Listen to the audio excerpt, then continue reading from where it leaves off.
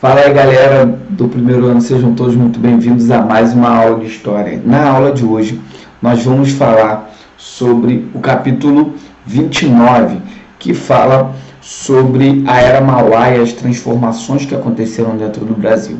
Beleza? Então, desde já eu peço o like de vocês e também que qualquer dúvida que vocês venham a ter, vocês coloquem aí nos comentários, tá bom?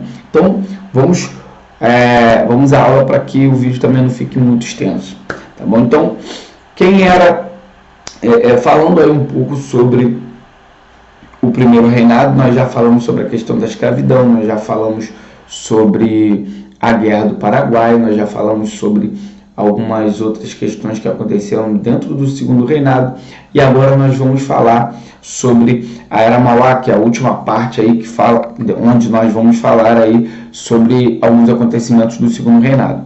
Então, Irineu Evangelista de Souza, que era conhecido como Barão de Mauá, ele foi um cara além do seu tempo. Por que além do seu tempo? Porque ele era um empresário, professor, mas naquela época tinha empresário? Sim, tinha. Era um empresário que ele era visionário, né? Ele estava pensando sempre além, um pouco adiante, pensando aí em ferrovia, telégrafo, comunicações, né? A ideia dele era encurtar distâncias. Mas em qual contexto ele vivia? O contexto do fim aí do tráfico negreiro, lá de 1850, né, com o fim do tráfico negreiro, abriu-se as portas para investimentos dentro do mercado interno, e também a lei Alves Branco, né, que foi aprovada lá em 1844, que favoreceu o mercado interno, porque a lei Alves Branco ela taxava produtos que vinham de fora do Brasil. Então, por exemplo, se você quisesse comprar um sabonete, por exemplo, e comprasse um sabonete produzido na Inglaterra, por exemplo, esse sabonete, ou em outro país, esse sabonete seria mais caro do que o sabonete produzido dentro do Brasil. Visando isso, Mauá tinha como objetivo explorar essa lei, explorar esse momento em que o Brasil estava vivendo, onde proporcionou ao Brasil um chamado surto das atividades industriais, que favoreceram aí o crescimento das indústrias do Brasil.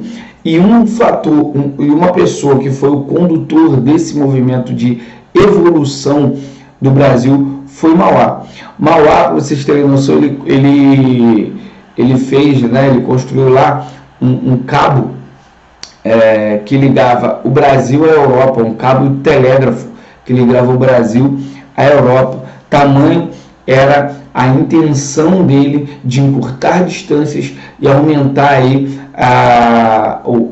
aumentar as probabilidades de que o Brasil se tornasse um país industrializado, um país competitivo, um país que se voltasse, né, para a área industrial, coisa que os países de primeiro mundo já estavam fazendo e garantindo aí a sustentação das suas riquezas. Mauá investiu em ferrovias, ele investiu também em estaleiros, na Companhia de Navegação a Vapor na Amazônia, no Rio Grande do Sul, Companhia de Iluminação a Gás no Rio de Janeiro, ele na Companhia de Bondes, também em estradas de ferro. Ele investiu em diversas áreas pelo Brasil afora. Só que na mesma velocidade que ele cresceu e cresceu em seus investimentos, também foi a velocidade que ele faliu. Por quê? Porque sofrendo pressões externas e internas, por exemplo, externas, pressões da Inglaterra, que queria aí manter o seu imperialismo no Brasil, né? A Inglaterra fez pressões para que fosse aprovada a tarifa Silva-Ferraz, que diminuía a compra, né? A importação de ferragens, né? E também de armas, ferros, ferragens, armas. E isso fez com que Mauá começasse a perder muito dinheiro, né? atingindo aí diretamente os investimentos de Mauá. Uma outra questão foi o mercado interno, os proprietários de terras, porque Mauá era capitalista, ele queria o fim da escravidão. Então, se de forma externa, né, as pressões externas da Inglaterra influenciaram o fim da escravidão, o fim de Mauá, né, a decadência de Mauá, da área interna, né, dentro do Brasil nós temos as forças oligarcas, ou que a gente pode chamar as forças agrárias do café, que não queriam o fim da escravidão, porque a sua riqueza estava atrelada ao trabalho escravo, e também estavam também a combater Mauá por ele ser contra a escravidão, e também eles queriam que o Brasil se mantivesse atrelado às suas origens agrárias. É importante nós dizermos que pela primeira vez na história do Brasil, o Brasil pôde fazer aí a sua opção de se manter exportador de commodities ou de se tornar um país industrial, que não era a visão de Dom Pedro II e dos grupos que estavam no poder até aquele momento. Então, Mauá, que era o cara tão visionário, que era um empresário, aí, um banqueiro, um cara que tinha uma visão além do seu tempo, Mauá não ganhou espaço no contexto histórico do Brasil daquele momento, né? Não houve uma valorização aí das suas características empreendedoras voltadas para o capitalismo e para a liberdade, a livre iniciativa, né? Então, ele foi prejudicado aí pelas iniciativas externas também, ações externas e ações internas no Brasil. O Brasil se tornou aí, né, um país cada vez mais agrário, né, mas as atividades econômicas geradas no Brasil durante o Segundo Reinado foram algodão, mineração, cana-de-açúcar, café, pecuária e também a extração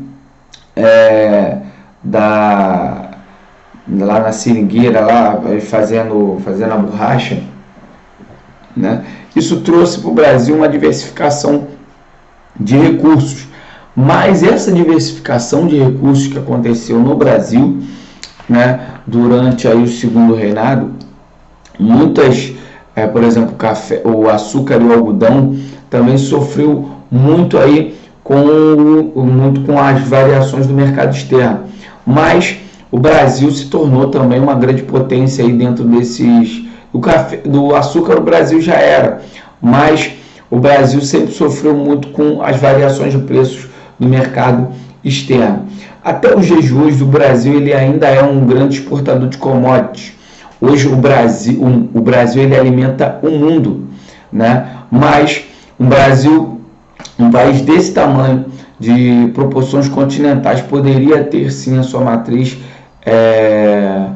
econômica bem mais diversificada, exportando também produtos industrializados, não somente produtos primários, né, onde você tem um pequeno valor agregado, assim como o Brasil vende produtos primários e compra aí os produtos industrializados, os mesmos produtos que vão lá para fora, né? Mas, então é isso. Chegamos ao final de mais uma aula. Eu espero poder ter colaborado com vocês.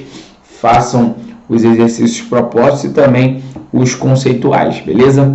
Galera, fiquem com Deus e até a próxima aula. Valeu!